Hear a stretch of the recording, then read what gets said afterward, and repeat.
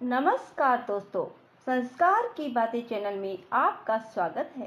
दोस्तों, आज सावन सोमवार के दिन मैं आपको सुना रही हूँ शिव महापुराण की कथा।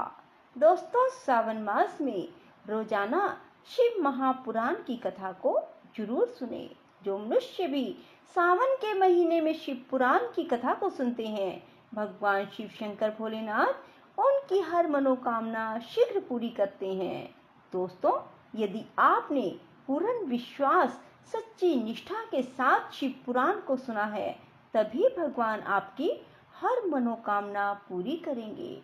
कोई भी काम बनाने के लिए विश्वास की बहुत अधिक जरूरत है।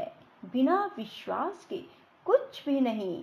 दोस्तों, यदि आपने हमारे YouTube चैनल संस्कार की बातें अब तक सब्सक्राइब नहीं किया तो जरूर करें और बेल आइकन दबाना ना भूलें, ताकि आपको हमारी आने वाली सभी वीडियोस की जानकारी सबसे पहले हो सके। दोस्तों, वीडियो को पूरी सुनने के बाद कमेंट बॉक्स में जय शिव शंकर भोलेनाथ जरूर लिखें। बोलो शिव शंकर भोलेनाथ की जय, माँ पार्वती की जय, उमापति शंकर की जय। सनत कुमार जी कहते हैं, हे मुने, शंखचूड़ के ये सकाम वचन सुनकर तुलसी ने उससे कहा। तुलसी बोली, मैं धर्मध्वज की तपस्विनी कन्या हूँ, यहाँ तपोवन में तप कर रही हूँ।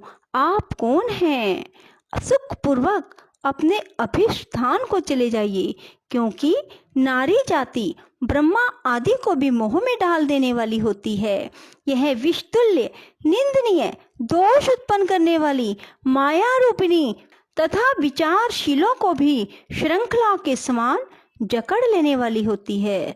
सनत कुमार जी कहते हैं, महर्षि, तुलसी जब इस प्रकार रस भरी बातें कहकर चुप हो गई, तब उसे मुस्कुराती देखकर शंखचूड़ ने भी कहना आरंभ किया।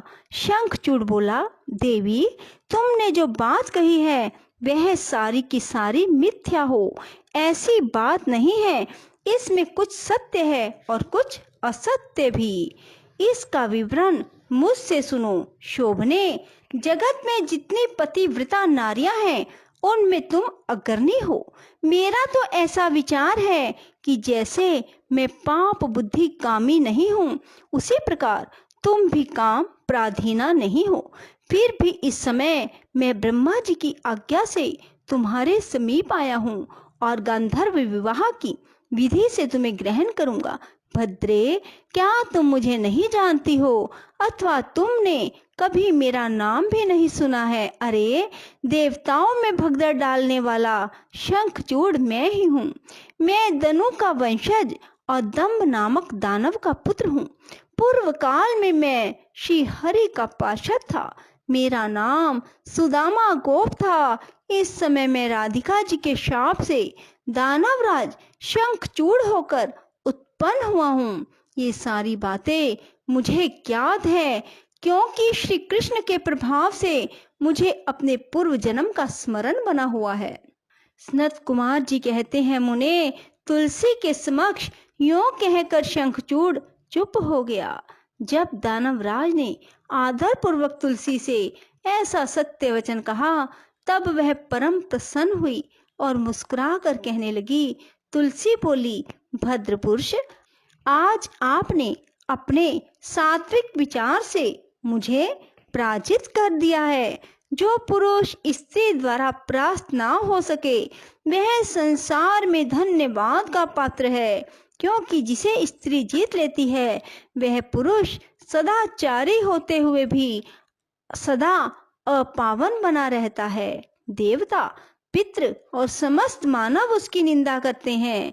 जन्ना शोच तथा मरना शोच में ब्राह्मण 10 दिनों में, क्षत्रिय 12 दिनों में और वैश्य 15 दिनों में शुद्ध हो जाता है, और शूद्र की शुद्धि 1 मास में हो जाती है। ऐसा वेद का अनुशासन है।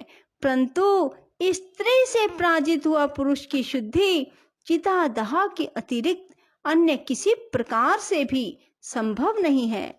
इसी कारण उसके पितर उसके द्वारा दिए गए पिंड तर्पण आदि को इच्छा पूर्वक ग्रहण नहीं करते। देवता भी उसके द्वारा अर्पित किए गए पुष्प फल आदि को स्वीकार नहीं करते। जिसका मन स्त्रियों द्वारा आहत हो जाता है, उसके ज्ञान, उत्तम तप, जप, होम, पूजन, विद्या और दान से क्या लाभ, अर्थात उसके सभी निष्फल हो जाते हैं। मैंने आपके विद्या, प्रभाव और ज्ञान की जानकारी के लिए ही आपकी परीक्षा ली है, क्योंकि कामने को चाहिए कि वह अपने मनोनीत कांत की परीक्षा करके ही उसे पति रूप में वरण करे। सनत कुमार जी कहते हैं, व्यास जी, जिस समय तुलसी यों वार्तालाप कर रही थी, उसी समय सृष्टिकर्ता ब्रह्मा वहां आए और कहने लगे। ब्रह्मा जी ने कहा, शंखचूड़, तुम इसके साथ क्या व्यर्थ में वाद विवाद कर रहे हो? तुम गांधर्व विवाह की विधि से इसका पानी ग्रहण करो, क्योंकि निश्चय ही तुम पुरुष रतन हो। यह सती साध्वी नारियों में रतन स्वरूपा है। ऐसी दशा में निपुणा का निपुण के साथ समागम गुणकारी ही होगा। फिर तुलसी की ओर लक्ष्य करके बोले, सती साध्वी तुलसी, तू ऐसे गुणवान कंत की क्या परीक्षा ले रही है? यह तो देवताओं, असुरों और दानवों का मान मर्दन करने वाला है। सुंदरी, तू इसके साथ संपूर्ण लोकों में सर्वदा उत्तम उत्तम स्थानों पर चिरकाल तक यथेष्ट विहार कर। शरीर अंत होने पर यह पुनः गोलोक में श्री कृष्ण को प्राप्त होगा और इसकी मृत्यु हो जाने पर तू भी वैकुंठ में चतुर्भुज भगवान को प्राप्त करेगी। सनत कुमार जी कहते हैं, मुने, इस प्रकार आशीर्वाद देकर ब्रह्मा अपने धाम को चले गए। तब दानव शंखचूड़ ने गंधर्व विवाह की विधि से तुलसी का पानी ग्रहण किया। यूं तुलसी के साथ विवाह करके वह अपने पिता के स्थान को चला गया और मनोरम भवन में उस रमणी के साथ विहार करने लगा।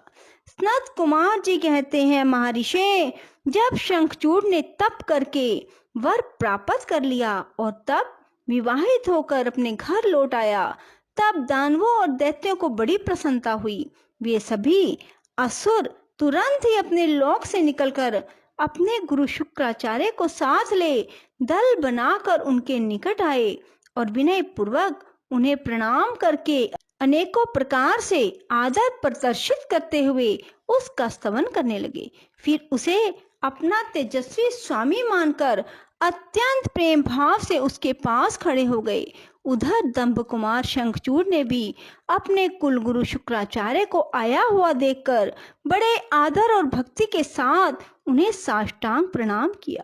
तदंतर गुरु शुक्राचार्य ने समस्त असुरों के साथ सलाह करके उसकी सम्मति से शंखचूड़ को दानवों और असुरों का अधिपति बना दिया। दंभपुत्र शंखचूड़ प्रतापी एवं वीर तो था ही, उस समय असुर राज्य पर अभिषिक्त होने के कारण वह असुरराज विशेष रूप से शोभा पाने लगा। तब उसने सहसा देवताओं पर आक्रमण करके वेग पूर्वक उनका संहार करना आरंभ किया। संपूर्ण देवता मिलकर भी उसके उत्कृष्ट तेज को सहन न कर सके, अतः वे समर भूमि से भाग चले और दीन होकर यत्र तत्र पर्वतों की खोहों में जा छिपे। उनकी स्वतंत्रता जाती रही। वे शंखचूड़ के वशवर्ती होने के कारण प्रभाहीन हो गए। इधर शूरवीर प्रतापी दंभ कुमार दानवराज शंखचूड़ ने भी संपूर्ण लोकों को जीतकर देवताओं का सारा अधिकार छीन लिया। वह त्रिलोकी को अपने अधीन करके संपूर्ण लोकों पर शासन करने लगा और स्वयं इंद्र बनकर सारे यज्ञ भागों को हड़पने लगा तथा अपनी शक्ति से कुबेर, सोम, सूर्य, अग्नि, यम और वायु आदि के अधिकारों का भी पालन करने लगा। उस समय महान बल पराक्रम से संपन्न महावीर शंखचूड़ समस्त देवताओं, असुरों, दानवों, राक्षसों, गंधर्वों, नागों, किन्नरों, मनुष्यों तथा त्रिलोकी के अन्य अन्य प्राणियों का एकछत्र सम्राट था। इस प्रकार महान राजराजेश्वर शंखचूड़ बहुत वर्षों तक संपूर्ण भुवनों के राज्य का उपभोग करता रहा। उसके राज्य में ना अकाल पड़ा, ना महामारी, ना अशुभ ग्रहों का प्रकोप होता था। आधी व्याधियां भी अपना प्रभाव नहीं डाल पाती थी। यूं सारी प्रजा सदा सुखी रहती थी। पृथ्वी बिना जोते ही अनेक प्रकार के धान्य उत्पन्न करती थी। नाना प्रकार की औषधियां उत्तम उत्तम फलों और रसों से युक्त थी। उत्तम उत्तम मणियों की खदानें थी। समुद्र अपने तटों पर निरंतर ढेर के ढेर रत्न बिखराते रहते थे। वृक्षों में सदा पुष्प फल लगे रहते थे। सरिताओं में सुस्वाद नीर बहता रहता था। देवताओं के अतिरिक्त सभी जीव सुखी थे। उनमें किसी प्रकार का विकार नहीं उत्पन्न होता था।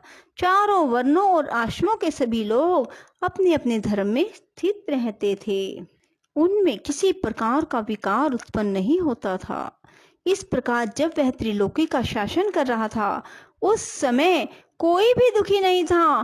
केवल देवता भ्रातृद्रोहवश दुख उठा रहे थे। मुने महाबली शंखचूड़ गोलोक निवासी श्री कृष्ण का परम मित्र था। साधु स्वभाव वाला वह सदा श्री कृष्ण की भक्ति में निरत रहता था। पूर्व शापवश उसे दानव की योनि में जन्म लेना पड़ा, परंतु दानव होने पर भी उसकी बुद्धि दानव की सी नहीं थी। बोलो शिव शंकर भोलेनाथ की जय। राधे राधे। जय श्री कृष्णा। बंधुओं, यदि आपको हमारी वीडियो पसंद आए तो इसे लाइक करें और शेयर भी जरूर करें। धन्यवाद।